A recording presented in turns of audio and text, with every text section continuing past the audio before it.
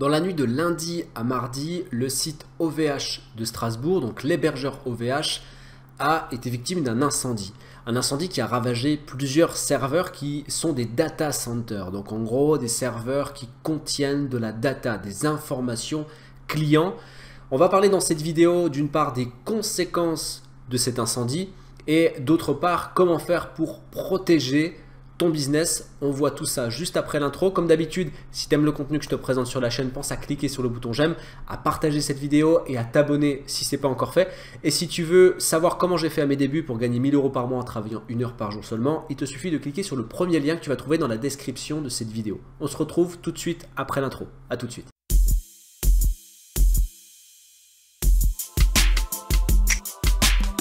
Qu'est-ce qui a bien pu se passer cette nuit à OVH sur le site de Strasbourg? OVH, c'est une entreprise qui héberge de la data, c'est-à-dire des informations clients. C'est une entreprise qui va te proposer des services comme héberger un nom de domaine, héberger ton site internet, ouvrir un service de cloud. Bref, elle héberge de la data, donc de la donnée client. La data, c'est quoi? C'est par exemple, si tu héberges ton site sur OVH et que tu as des visiteurs sur ton site, ces visiteurs vont peut-être créer un espace membre dans lequel ils vont renseigner leur nom, leur prénom, leur numéro de téléphone, leur adresse mail, leur adresse personnelle. Et toutes ces données-là, c'est de la data qui est conservée, hébergée, là en l'occurrence, chez OVH.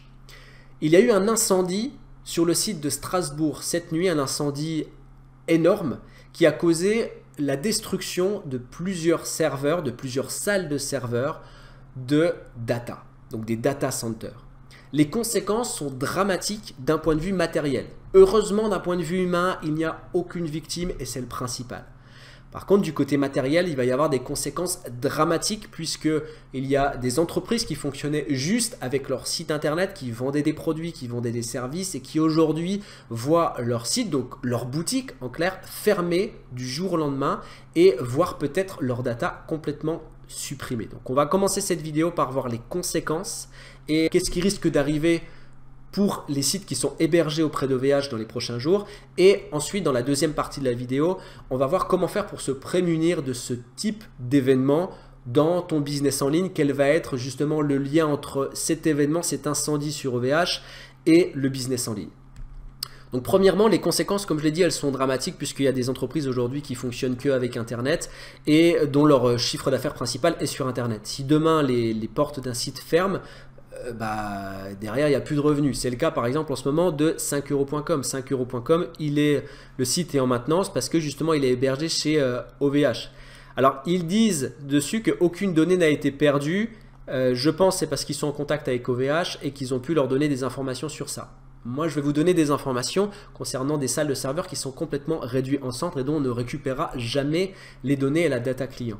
Et je m'appuie sur un tweet qui a été envoyé par un dirigeant de OVH qui dit non, les données contenues dans les serveurs de SBG2, parce que donc ça, SBG2 c'est une salle de serveurs, il y a SBG2, SBG1, SBG3, etc.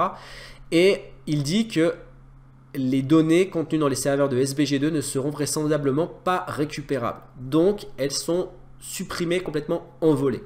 Par contre, on pourra les récupérer à partir du moment où tu utilisais peut-être un backup FTP d'OVH dans lequel tu as enregistré tes sauvegardes parce que ces sauvegardes sont stockées dans un autre data center. Donc, ça veut dire qu'en gros, toutes les données data clients qui étaient dans la salle de serveur SBG2 sont parties en fumée, irrécupérable. Si tu n'as pas fait de sauvegarde de ton site internet, dans ce cas-là, tu ne récupéreras pas. Maintenant, rassure-toi, à ce stade, tu n'es pas en mesure, ni toi ni moi, de savoir si les contenus de ton site étaient enregistrés sur SBG1, SBG2, SBG3 ou SBG4. Ça, tu ne le sais pas. Pour le moment, si tu trouves ton site inaccessible, comme c'est le cas du site rcfrance.fr ou le cas de la Fédération française des médecins de France qui est inaccessible de cette manière-là, ça ne veut pas dire que ta data a été supprimée, que ton site est supprimé. Ça veut simplement dire que OVH, par mesure de sécurité, a coupé tous les serveurs. SBG1, SBG3, SBG4, SBG2, tout a été fermé par mesure de sécurité qui peut se comprendre. Parce qu'il y a SBG2, donc le bâtiment SBG2, qui est aux alentours des autres salles de serveurs, SBG3, etc. Et qui est devenu instable par la chaleur des flammes. Et donc, pour le reste, même ceux qui sont épargnés, les serveurs sont coupés. par mesure de sécurité. Donc rassure-toi, si tu vois ton site qui est inaccessible, ça ne veut pas dire que tu récupéreras jamais les données. Donc voilà où on en est au niveau des informations, au niveau des conséquences. On aura certainement plus d'éléments dans les prochains jours en fonction de ce que OVH va communiquer, et peut-être même qu'ils vont mettre en place des procédures pour pouvoir indemniser les personnes qui sont indemnisables et pour pouvoir proposer des solutions. Dans tous les cas, la data est perdue et ça c'est irrécupérable s'il n'y a pas de sauvegarde qui sont effectuées. Maintenant qu'on a vu les conséquences, on va pouvoir parler d'actions à mener pour éviter de dépendre d'un seul hébergeur ou d'une seule entité. Lorsqu'on crée un business, et ça je le dis depuis le début de cette chaîne YouTube, depuis le temps que j'accompagne les gens à créer un business et à atteindre l'indépendance financière sur Internet, il faut absolument créer plusieurs sources de revenus. Si jamais tu veux créer et gagner ta vie avec un blog, très bien. Dans ce cas-là, ne crée pas un seul blog, crée-en plusieurs sur des hébergeurs différents pour que ton business soit vraiment en forme de toile d'araignée, qu'il y ait des réseaux dans tous les sens et que tes revenus viennent de partout. Même si c'est 100 € sur un site, 100 € sur un autre, au moins, le jour où il y a un problème comme celui-ci, bah, tu n'es pas impacté, ou du moins beaucoup moins impacté. Et voir aussi pour créer des business, peut-être juste avec YouTube, peut-être des business avec l'affiliation qui ne fonctionnent pas avec des sites internet. Vraiment plusieurs sources de revenus. C'est comme ça que j'ai commencé. Quand j'ai commencé mon premier business, il n'y avait pas de création de site internet, il n'y avait pas de tunnel de vente, il n'y avait pas de choses complexes où je devais payer des hébergements. C'était quelque chose de complètement gratuit et qui m'a permis de gagner 1000 € par mois en travaillant 1 heure par jour à cette époque. Et c'est pas rien en soi. C'était une source de revenus. Après, j'ai multiplié mes sources de revenus.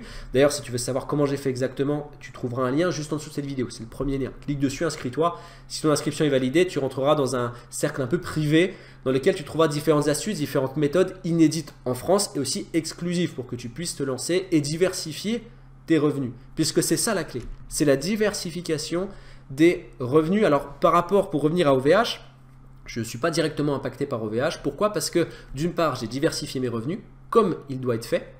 Et d'autre part, je n'ai pas mes sites qui sont hébergés sur OVH. Pourtant, j'utilise OVH. J'ai différentes adresses email qui sont hébergées, donc des noms de domaine qui sont hébergés chez OVH. Donc ça va être par exemple les adresses mail du service client, les adresses mail du service technique, tout ça. Donc d'ailleurs, petite parenthèse, si jamais tu essayes de me contacter à contact@vincentproject.fr, vincent-project.fr, je ne pourrai pas lire ton mail jusqu'à ce qu'il réouvre les serveurs si je ne fais pas partie de SBG2. Si je fais partie de SBG2, bah, tant pis pour moi, j'aurai pas l'historique de mes mails de service client, mais bien sûr, je recréerai une adresse mail avec un autre hébergeur identique de manière à pouvoir réouvrir le service client et le service technique. Bref, donc en tout cas, la clé, je terminerai cette vidéo là-dessus, c'est de diversifier ses revenus. Des solutions, il y en existe tout un tas, j'en ai donné une bonne quantité gratuitement sur ma chaîne YouTube. Et si tu veux connaître celles que je ne dévoile pas au grand public, il suffit de cliquer encore une fois sur le premier lien dans la description de la vidéo. Et si ton inscription est validée, tu auras accès à tout ça. Dans tous les cas, si tu fais partie des gens auxquels ton site n'est pas accessible, pas de panique. Vraiment pas de panique. Il y a mathématiquement parlant plus de chances que tu fasses partie des serveurs qui n'ont pas brûlé que des serveurs qui ont brûlé. Je te souhaite plein de bonnes choses. N'hésite pas à me dire en commentaire si tu vois d'autres informations qui sont arrivées au sujet d'OVH ou d'éventuelles mesures que va mettre en place OVH. N'hésite pas à me le dire en commentaire. Et je te souhaite une excellente journée. Surtout, arrête de te prendre la tête et passe à l'action. Ciao.